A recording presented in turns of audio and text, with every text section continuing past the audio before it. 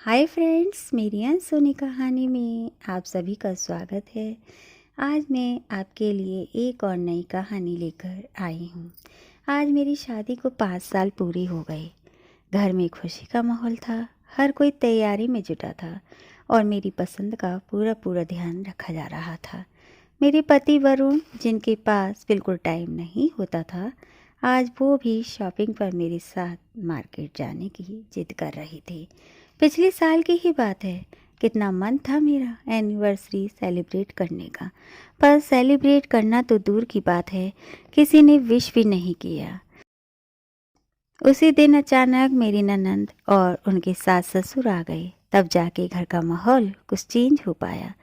दीदी और उनके सास ससुर हमारे यहाँ 2-3 दिन रहे। दीदी उनका विशेष ध्यान रखती थी। दीदी की सास काफ़ी समझदार थी, शायद वो घर का माहौल समझ चुकी थी। अब उनके जाने का वक्त था। वो रात को मेरी सास के पास आई और बोली, बहन जी, अगर आपको ऐतराज़ ना हो तो हम आपकी बहू को अपने घर ले जाएं। थोड़े दिन रह लेगी, उसका मन भी और हो जाएगा। मेरी सास और मेरे पति दोनों ने रजामंदी दे दी। मैंने अपना सामान पैक किया। मैं बहुत खुश थी। चलो, कुछ दिनों के लिए ही सही, यहाँ से तो निकली। अगले दिन मैं दीदी की ससुराल में थी। रास्ते भर दीदी सबका ध्यान रखती आई थी। पहुँचते पहुँचते हमें रात हो गई थी। सभी लोग थके हुए थे और भूख भी काफ़ी तेज़ लग रही थी। दीदी ने ताला खोला और सबको पानी दिया। जल्दी से कपड़े चेंज करके दीदी किचन में आ चुकी थी।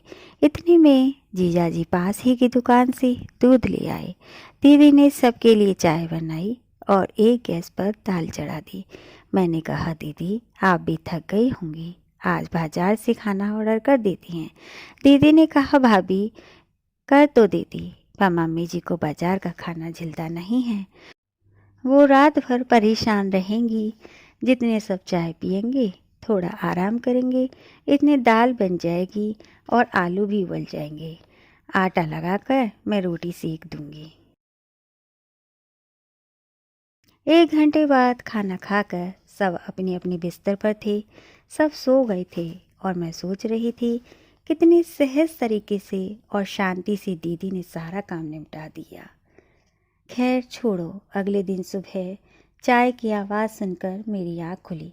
दीदी ने सबके लिए गर्मा गर्म चाय बना दी थी। चाय के बाद पूरे दिन का काम दीदी सामान्य तरीके से निपटा रही थी। रात अपनी सासू माँ के पैरों में गरम गरम तेल भी लगाती। सब लोग काफ़ी खुश रहते। दीदी कभी झुंझलाती नहीं थी। दूसरे दिन भी सुबह उठकर दीदी चाय, फिर नाश्ता, बच्चों को स्कूल छोड़ कर आना, खाना, बच्चों को पढ़ाना, शाम की चाय नाश्ता खाना और सबकी पसंद का ध्यान रखना। इतना करने पर भी दीदी के यहाँ शांति, प्यार व सुकून था और हर वक्त एक खुशी का माहौल बना रहता था। मैंने दीदी से कहा, दीदी आप इतना सब कैसे कर लेती हो? दीदी ने बड़ा प्यारा जवाब दिया। प्यारा, जब हम किसी से प्यार करते हैं तो उसके लिए सब कुछ करते हैं। मैं भी अपने परिवार से बहुत प्यार करती हूँ।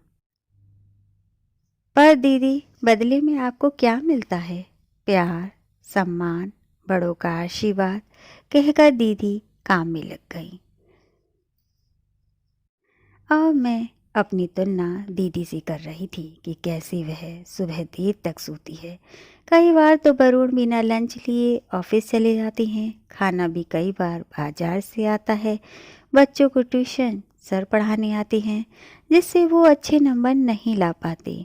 सासू माँ के कभी पैरों में दर्द होता है तो मैं अनसुनी कर देती हूँ और कहा ना ही डॉक्टर की दिखा के लाती हूँ। यहाँ तक कि बच्चों को भी वह अम्मा बाबा के पास नहीं जाने देती, जिससे वो अम्मा बाबा के प्यार से वंचित रह जाते हैं और सारा दिन टीवी और मोबाइल चलाते हैं। लेकिन यहाँ दीदी के बच्चे अम्मा बाबा के साथ खेलते हैं, कहानी सुनते हैं, छुट्टी वाले दिन जल्दी उठकर वॉक पर भी जाते हैं, लूडो, कैरम व अन्य गेम भी खेलते हैं, जिससे टीवी मोबाइल कम चलाते हैं और सब खाना सीख जाते हैं। और उसके बच्चे बाजार का खाना ज़्यादा खाते हैं और बीमार पड़ते हैं। पर जब से वो यहाँ आई है उसके बच्चे भी सब कुछ खाने लगे हैं और खुश भी रहते हैं। अब उसे अपनी हर एक गलती का एहसास हो रहा था। दीदी की सास जो बहुत देर से यह सब सुन रही थी, मुझे सोचता देख मेरे पास आई, जैसे उन्होंने मेरे मन की बात पढ़ ली हो, और मेरे सिर पर प्यार से हाथ फेरते हुए बोली, बेटा, जिसने अपनी बेटी को इतने प्यारे संस्कार दिए हों तो वह बहू से भी उम्मीद करेंगे कि उनकी बहू भी उन्हें सम्मान दे। तुम्हें यहाँ लाने का मेरा मकसद यही था। मेरे आंखों से आंसू बहने लगे थे। मुझसे बहुत बड़ी भूल हो गई। मैं कल ही घर जाकर बाबूजी और इनसे माफ़ी मांगूंगी और कभी ऐसी गलती दोबारा नहीं दोहराऊंगी और उनका ध्यान रखूंगी। अगले दिन वो अपने घर आती है। माँ बाबूजी पूरे परिवार का ध्यान रखती है और रात को सासू माँ के पास तेल लेकर जाती है। उनके पैरों में तेल की मालिश करते हुए माफ़ी मांगती है। तभी उसकी सासू माँ प्यार से सिर पर हाथ फेरते हुए कहती है, कोई बात नहीं बेटा, सुबह का भूला अगर शाम को घर आ जाए तो उसे भूला नहीं कहते। फिर मिलते हैं दोस्तों एक और नई कहानी के साथ। जब तक आप अपना ध्यान रखिए, खुश रहिए, स्वस्थ रहिए। अगर आपको मेरी कहानी पसंद आई तो इसे लाइक कीजिए, शेयर कीजिए, सब्सक्राइब कीजिए।